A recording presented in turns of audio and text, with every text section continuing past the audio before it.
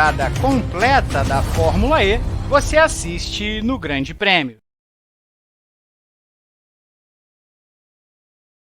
Compre com desconto os ingressos do EP de São Paulo da Fórmula E aqui neste QR Code com o cupom Grande Prêmio 10. Tudo em maiúsculo.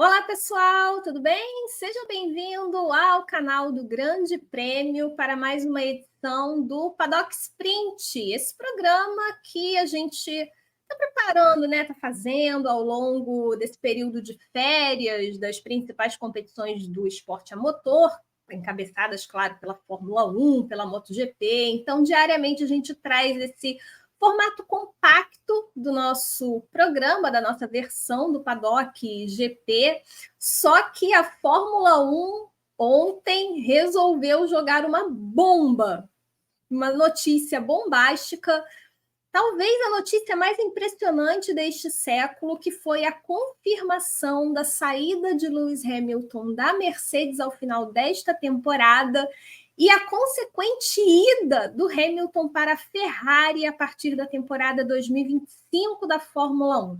Um dos movimentos mais impressionantes, um movimento muito inesperado, se imaginava que o Hamilton fosse terminar a sua carreira na Fórmula 1 lá na Mercedes, mas ele entendeu que ainda tinha algo mais a conquistar, algo mais a vivenciar em sua já tão vitoriosa carreira na Fórmula 1. Tem muita coisa para a gente falar sobre esse assunto, e é por isso que a gente resolveu picá-lo, né? Algumas pílulas sobre esse assunto Hamilton, Mercedes e Ferrari. E nessa edição do Paddock Sprint, nós vamos focar um pouquinho na Mercedes, como fica a Mercedes sem o seu referencial. E quem seria o piloto capaz de suprir essa ausência, essa falta de Lewis Hamilton lá na equipe alemã? A gente vai falar sobre isso no programa de hoje e eu convido Gabriel Curti para estar aqui comigo. Quero também já deixar um alô para Carol Virgílio, que está na produção do nosso programa, e, claro, já pedir para você deixar o seu like aqui, também compartilhar esse vídeo, ativar as notificações, tanto aqui no YouTube quanto no seu celular, para você não perder nada do que a gente posta, tanto no nosso canal 1, como também no canal 2 do Grande Prêmio, que é o nosso canal de análises. Gá, quero passar a palavra para você, já pedindo para você, claro, primeiro deixar o seu alô, seu destaque inicial e falar um pouquinho, né, sobre essa bomba, essa notícia bombástica. Hamilton vai deixar a Mercedes, é real. Happening! Oi, Lu, tudo bem? Carol nos bastidores, pessoal de casa. Bomba inacreditável, né? Uma bomba realmente que é aquele tipo de coisa que a gente fala durante anos que, pô, seria legal se acontecesse, mas não vai rolar. Pô, imagina que bacana, mas não vai acontecer. E aí, quando menos parecia que aconteceria, rolou, né? Foi uma daquelas contratações silenciosas fora da janela de transferências, fora da silly season, né? Como é chamada. A Ferrari negociou com Hamilton nos últimos anos, isso é sabido, ainda que os dois tenham negado por muito tempo, né? Conversas casuais eles usavam. Mas o fato é que o Hamilton renovou, depois de uma novela muito longa, muito cansativa. As duas últimas novelas do Hamilton com a Mercedes foram bem cansativas, bem longas, mas em ambas ele chegou a um acordo com a equipe, né? Com a equipe que basicamente é o Hamilton na Fórmula 1, é praticamente o Hamilton na Fórmula 1, mas que a Mercedes também tem um papel fundamental na história do Hamilton. É só a gente pensar, por exemplo, na diferença do impacto que foi a saída do Hamilton da McLaren para a Mercedes e a saída do Hamilton da Mercedes para a Ferrari.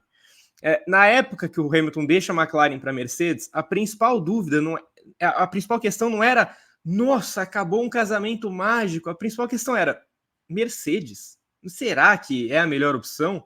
Era isso, não era que um casamento histórico foi desfeito, nada disso. Era uma boa parceria, uma equipe que apostou no Hamilton lá atrás, que fez a base toda com ele, que subiu ele para enfrentar um Fernando Alonso, que chegava na equipe também campeão, mas não era um casamento dos sonhos, um casamento histórico.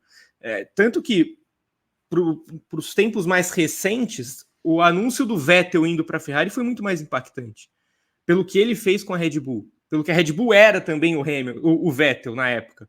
Né? Então, esse anúncio do Hamilton para a ida dele para a Ferrari é sem precedentes recentes, e a gente vai falar sobre quem pode suprir o Hamilton, né? Qual é a melhor opção, mas eu já refaço o comentário que eu fiz durante o briefing especial, né, da notícia. Nenhum nome seria suficiente para suprir o Hamilton agora, nem o Verstappen, que a gente pode colocar como tão bom quanto, tão craque quanto, atual campeão, porque o Hamilton e a Mercedes eles têm uma relação umbilical, é muito difícil de ser quebrado.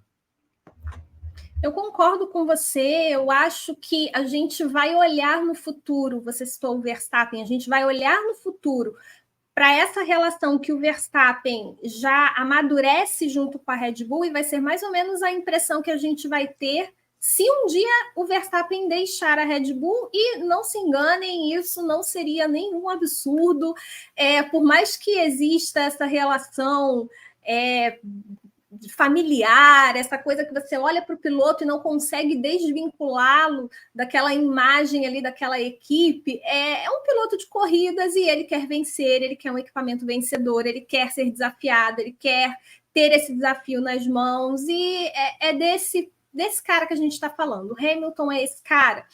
Talvez se a gente fosse comparar o impacto, eu até li isso no final do Twitter, né? Que quando o Senna vai para Williams também é uma decisão de muito impacto, é uma mudança muito significativa. Mas se a gente for lembrar daquela época, o Williams era o carro que o Senna tanto queria, tanto ansiava, era o melhor carro daquele momento, daquele início da década de 90, e não é o que a gente tem hoje na Ferrari. Eu acho que é muito mais uma questão pessoal mesmo. Eu não sei se você enxerga dessa forma, mas assim, para mim parece muito mais uma questão pessoal do Hamilton do que realmente ele olhar para a Ferrari e enxergar que ali ele vai ser campeão. Pode ser que seja, até porque a gente já teve, as notícias vão surgindo, barato, né? Porque a imprensa neerlandesa, eu não vou aceitar nunca usar esse termo, mas eu vou ter que usar, né? A imprensa neerlandesa divulgou que um dos motivos, um dos fatores que fez o Hamilton deixar a Mercedes foi a ida do diretor de desempenho da equipe, o Loic Serra, não sei se é assim que se pronuncia exatamente, ele é francês, para a Ferrari. Ele vai para a Ferrari em 2025 e ele foi o cara que, digamos assim, foi contra o projeto do W13 e do W14, né? Então, Gá, só para a gente poder, antes de passar para os candidatos, somando todos esses fatores, qual é o peso desse vazio que fica na Mercedes com a saída do Hamilton? Só para complementar o que você falou, né? Eu concordo plenamente sobre a questão da performance, tá? Eu acho que essa mudança do Hamilton, ele tem a parte da performance muito mais ligada à Mercedes do que à própria Ferrari. Tá? Eu acho que a insatisfação com que a Mercedes apresentou é um fator, mas a parte da performance da Ferrari eu acho que é um fator muito menor. O Hamilton não olha para a Ferrari e fala, nossa, aqui tem um foguete que eu vou quebrar o recorde do Schumacher, aqui esquece, aqui não tem como. É o que você falou, a diferença da troca do Senna na época para Williams era a seguinte, o Hamilton não está indo para a Red Bull agora. É isso, tá? O Hamilton está fazendo o que o Senna queria fazer no final da carreira dele e não conseguiu, que era encerrar a carreira na Ferrari, ter uma passagem pela Ferrari e encerrar em outro lugar, enfim. Mas era o que o Senna desejava depois de passar pela Williams, que era um carro que ele estava vidrado, porque o carro era de outro mundo, né? Mas é isso, eu concordo plenamente com você. Então eu vejo a performance como uma questão, sim, mas pela Mercedes e não pela Ferrari. Sobre o peso que ele vai deixar, a lacuna que ele vai deixar, eu tenho a impressão que desde o ano passado, talvez se a gente puxar até um pouco parte do ano retrasado, a relação vinha se desgastando, né? A gente viu declarações muito pesadas do Hamilton para a Mercedes em alguns momentos, e algumas declarações da Mercedes para o Hamilton que também não eram tão dentro do padrão que a relação construiu. Eles sempre se respeitaram demais, mas às vezes eles deixavam a emoção passar um pouco a flor da pele, né? Eles deixavam transparecer. Então era uma relação que parecia saturada, né? E que eu sentia, pelo menos aqui de fora, que o Toto Wolff tinha um papel muito importante para segurar o Hamilton no prumo, para não deixar o Hamilton ficar maluco lá dentro. O Hamilton declarou publicamente que ele foi contra o carro do ano passado e que a equipe não ouviu ele, né? E isso é muito sério, isso é muito impactante para um cara que está aí atrás do recorde de títulos mundiais e que está vendo a carreira chegar na reta final. Isso é indiscutível. A gente não está falando que o Hamilton vai parar esse ano que vem, mas ele está na reta final da carreira dele, né? É uma questão matemática. Então eu acho que tem muito essa sensação de que ele estava vendo o bonde passando numa equipe que ele ganhou tudo, que a equipe ganhou tudo, que nenhum dos dois deve nada a ninguém mais. Tá? A Mercedes não deve nada ao Hamilton, o Hamilton não deve nada mais à Mercedes. Eles conquistaram o que tinha de ser conquistado. Talvez ele tenha sentido isso. Assim, cara, batemos no teto, né? E agora seguir novos caminhos.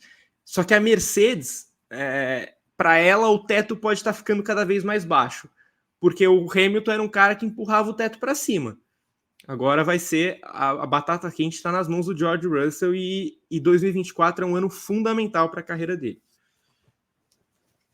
2024, que é o último ano, então, do Hamilton na Mercedes, e a partir de 2025, essa vaga vai ter de ser preenchida por alguém, e candidatos é o que não faltam.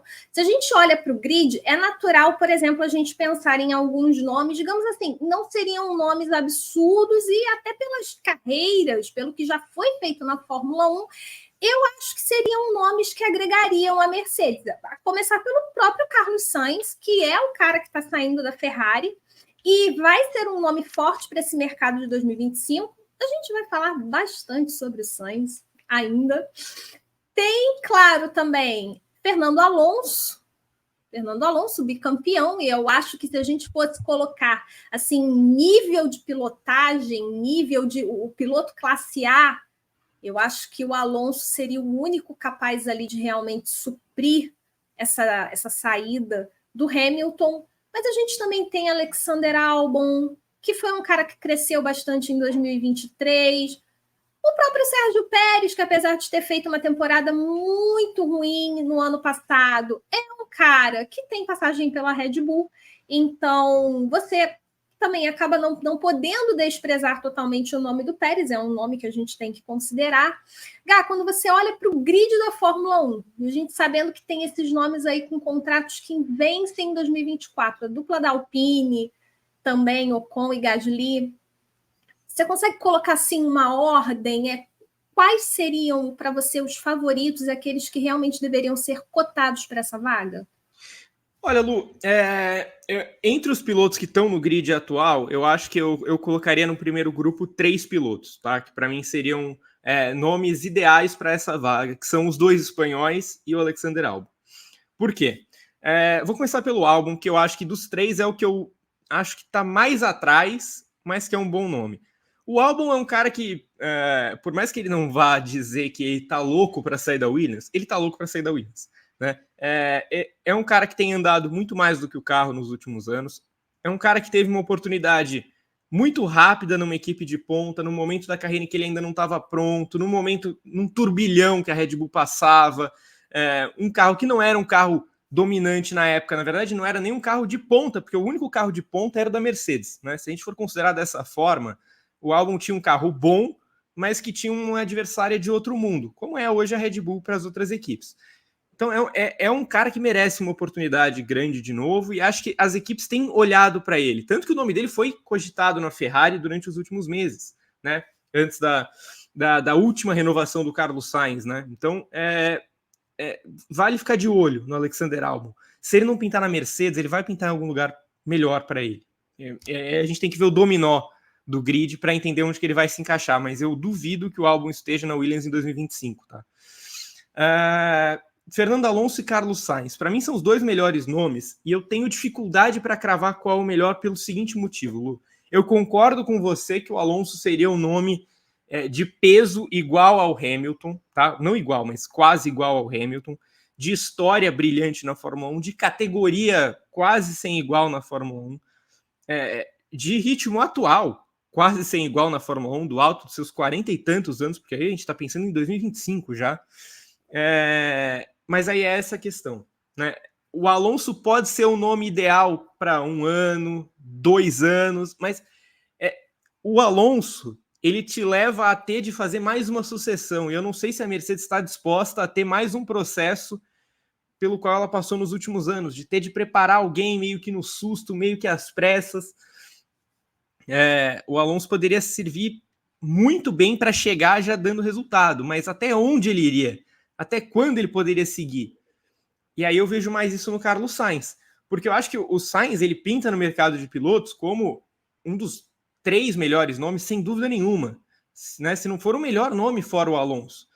A gente está vendo com o Verstappen e o Hamilton já com equipes, sobra o Alonso dos 3 principais. Aí você tem o Norris com contrato, o Leclerc com contrato, o Russell com contrato. Cara, o Sainz tem que estar nessa conversa, né? Para todas as outras equipes. Eu vejo um pouco a dupla Sainz e Russell um pouco na linha do que era uma dupla Sainz e Leclerc, assim. É uma dupla muito talentosa, é uma dupla de caras que não são veteranos, mas que tem algum tempo de Fórmula 1. O Russell um pouco menos, mas tem conhecimento de casa, como tinha o Leclerc na época. Na Ferrari foi uma dupla que deu certo até certo ponto, né? Mas ela não chegou aonde a Ferrari gostaria. Talvez na Mercedes dê certo, talvez na Mercedes dê mais química. Então eu fico entre esses 2 nomes dos ativos no grid, eu acho que esses 2 nomes são os mais quentes, os 2 espanhóis. Muito bem, eu concordo. Eu acho que o Sainz é um cara que, de fato, não pode ser descartado de maneira nenhuma, mas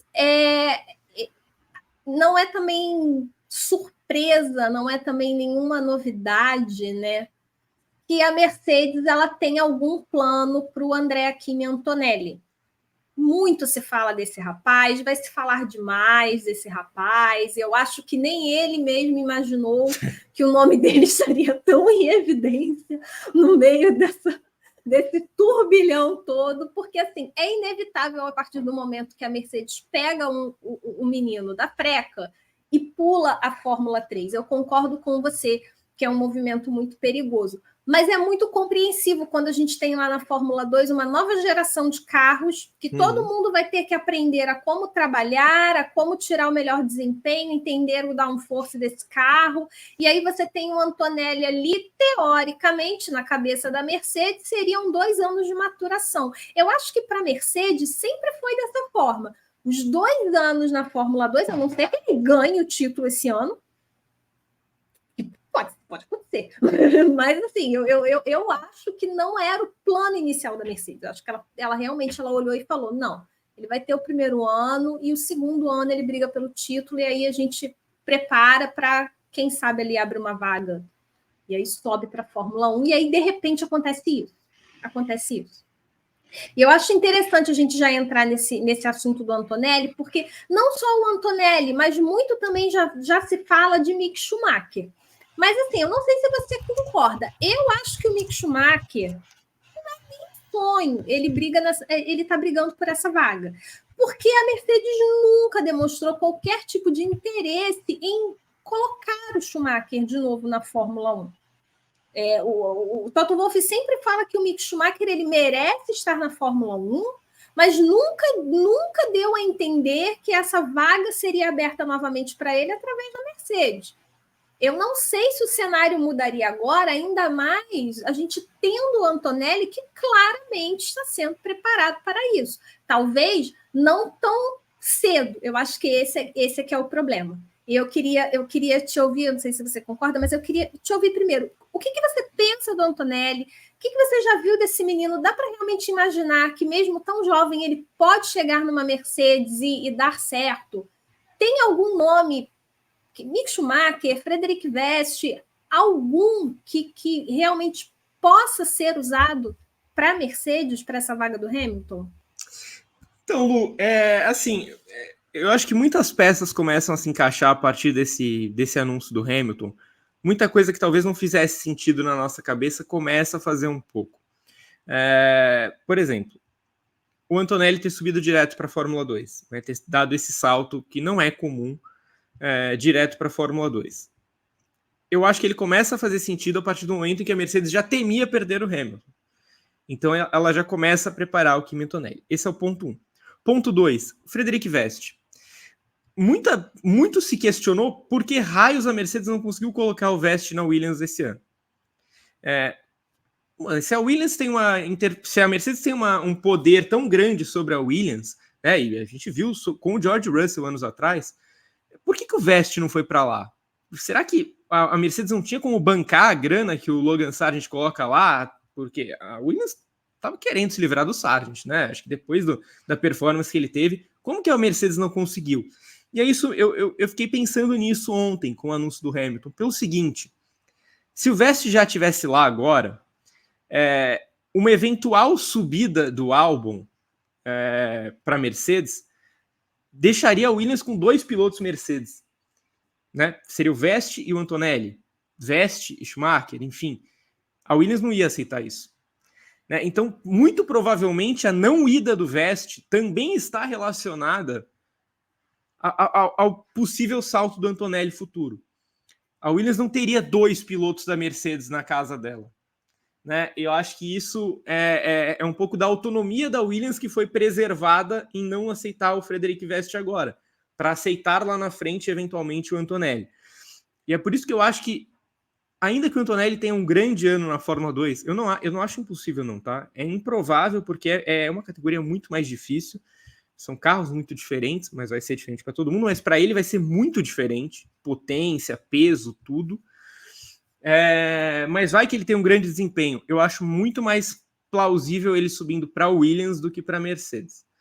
E aí isso possibilitaria, por exemplo, o Alexander Albon ser muito uma chance na Mercedes. Muito, muito. Enquanto o Antonelli ganha experiência na Williams, a mesma coisa que aconteceu com o George Russell e com o Valtteri Bottas lá atrás. Aí eu veria um cenário muito parecido se isso acontecesse. Se o Antonelli já subisse para a Fórmula 1 em 25, pela Williams. Eu não acho que ele vai subir pela Mercedes ainda. Não acho que a Mercedes vai colocar um menino que vai ter 18 anos para estar no carro dela. Tá? Eu acho que é grande a chance dele estar no grid ano que vem, mas pela Williams, não ainda pela Mercedes. E aí eu até pego o exemplo do Oscar Piastri, né? O Piastri, se tivesse subido direto da Fórmula 2 para a Fórmula 1, não seria nenhum absurdo, né? Até seria merecido. E aí, mas seria melhor por uma equipe mais atrás, tanto que ele demorou para engrenar com a McLaren, coisa e tal. O Antonelli tem o desafio de pular a Fórmula 3. O Piastri não pulou a Fórmula 3, o Piastri foi campeão da Fórmula 3. Então ele tem esse ano que vai ser chave para ele, mas aí eu vejo muito mais, Lu, o Antonelli na Williams do que na Mercedes. Olha, eu vou te dizer que eu faço essa aposta. Inclusive, até escrevi uma análise essa semana falando do papel das academias por conta desses contratos longos, e eu citei essa... A gente sabe que a razão não é essa, óbvio, mas eu citei esse argumento da Williams de trazer o Sargent, defender o Sargent, dizendo que ele é da academia, para isso que o programa existe. Então, faz sentido a Williams querer uma vaga ali para um piloto, até porque a academia da Williams tem nomes interessantes. Ela tem Franco Colapinto, ela tem Zac O'Sullivan. Então, assim, são caras que vão estar na Fórmula 2 esse ano. E vão tirar a vaga do Sargent no futuro, provavelmente. Exatamente. Então, concordo com você. Eu acho que esse movimento do Albon, e aí para abrir essa vaga para o Antonelli, é muito real. E o Toto Wolff, com certeza, considera isso, até porque ele já deu uma coletiva de imprensa e chamou atenção a maneira como ele falou sobre o Antonelli quando ele foi questionado, que ele disse que ele quer ver como é que vai ser a Fórmula 2, vamos esperar. Ou seja, ele espera o andamento desse campeonato para saber qual vai ser o passo para 2025, né? Doida na Fórmula 1 só a Red Bull, né? Que coloca lá o Verstappen com 17 anos. que deu muito certo, mas assim, o raio a gente não sabe, né? Você vai cair de novo lá, né? Surge um novo fenômeno. Gá, a gente ainda tem, só para a gente poder fechar a conta, né? Alguma esperança para Val, para Guanyu, para essa galera aí que termina contrato também em 2024? Eu acho que correndo bem por fora entra a galera da Alpine, correndo bem por fora mesmo, tá? O Gasly, porque a gente lembra daqueles flertes que a Mercedes teve com ele na época da AlphaTauri, né? A Mercedes estava postando imagem do Gasly com o macacão da Mercedes, curtindo postagem dele, né? Depois que ele ganhou aquela corrida na Itália, teve lá um namorico, mas que acabou não dando em nada. E o Ocon, porque tem laços com o Toto Wolff até hoje, né? Mas eu acho que os dois correm bem por fora. Eu acho que eles estão atrás desses 3 outros nomes, até porque eles estão hoje numa equipe de fábrica, não é tão simples assim você já costurar um negócio agora. A gente não sabe o que vai ser da Alpine no futuro, a gente não sabe se a Alpine vai estar no grid, se a Alpine vai estar forte, se a Alpine vai estar fraca, é uma incógnita gigantesca. Mas acho que os dois correm por fora. Assim, eu não acho que o Gasly, por exemplo, deva nada para o álbum, mas eu acho que é mais factível imaginar o álbum pela circunstância da Williams, pela circunstância do Antonelli e essas coisas. Bottas, Pérez, Zhou, etc., acho que não. O Guanyu Zhou porque não tem nível para isso. O Pérez e o Bottas, eu acho que o bonde já passou legal para eles. Assim. Também não acho, nunca achei, tá? Que os dois tenham um nível desses caras dessa geração do Sainz, do Gasly, enfim, não acho. Acho que eles são abaixo, mas eles foram pilotos relevantes nas épocas que eles estiveram no auge, né? Acho que o Pérez foi um ótimo piloto de meio de grid com a Racing Point, com a Force India, e acho que deveria ter seguido por lá, porque existem pilotos feitos para isso, feitos para andarem bem no pelotão intermediário, sem serem geniais. E o Bottas é a mesma coisa com a Williams, né? Acho que o Bottas era um piloto muito decente, muito rápido, muito bom de classificação, e a Mercedes meio que sugou a alma dele, assim. Acho que o Bottas na Alfa Romeo, ele não chegou a ser nem sombra do que ele era na Williams. Eu temo que aconteça o mesmo com o Pérez quando ele deixar a Red Bull. Muito bem, então são essas as opções. É claro que especulação é o que não vai faltar até a Mercedes definir quem é que vai substituir o Hamilton, mas eu acho que essa resposta a gente não vai ter tão cedo, porque a Mercedes vai querer ver, sim, no mínimo assim, essa metade de temporada 2024 da Fórmula 2 para ela definir o que será do seu futuro, quem será o companheiro de George Russell na temporada 2025 da Fórmula 1. E você também, que está nos assistindo aí, deixa nos comentários quem você acha que seria o nome ideal para estar ali ao lado do George Russell. Fernando Alonso, Kimi Antonelli, já está na hora, ele pode subir, vai dar certo, é um novo Verstappen. Será que Alexander Albon, Esteban Ocon, deixa nos comentários, fala aí, curte o vídeo também, curte aqui o nosso vídeo, compartilha. E é isso, pessoal, esse primeiro Paddock Sprint Hamilton vai ficando por aqui, mas a gente vai voltar nesse assunto. Fique ligado e até a próxima.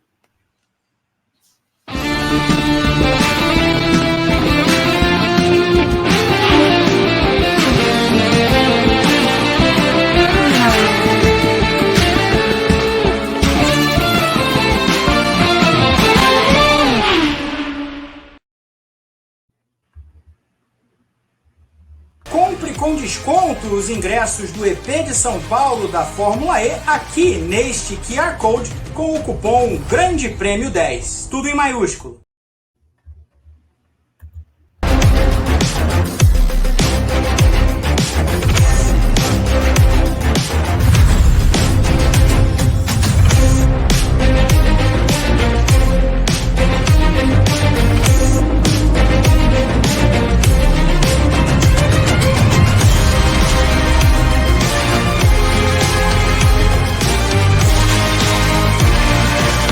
A temporada completa da Fórmula E você assiste no Grande Prêmio.